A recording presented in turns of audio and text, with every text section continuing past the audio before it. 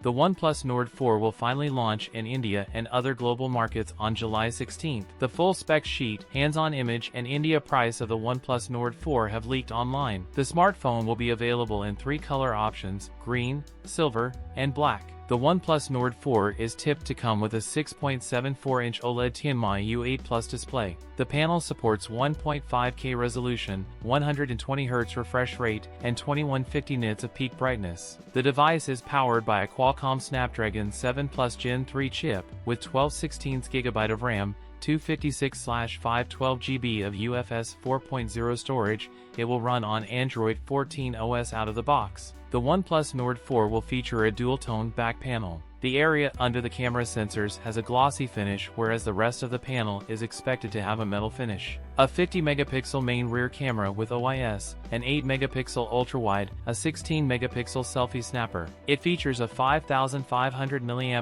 battery with support for 100W fast charging. The OnePlus Nord 4 is also expected to be priced under 35,000 rupees. That's it for today's video. If you enjoyed it, don't forget to like, comment, and subscribe for more content. Thanks for watching, and I'll see you in the next one.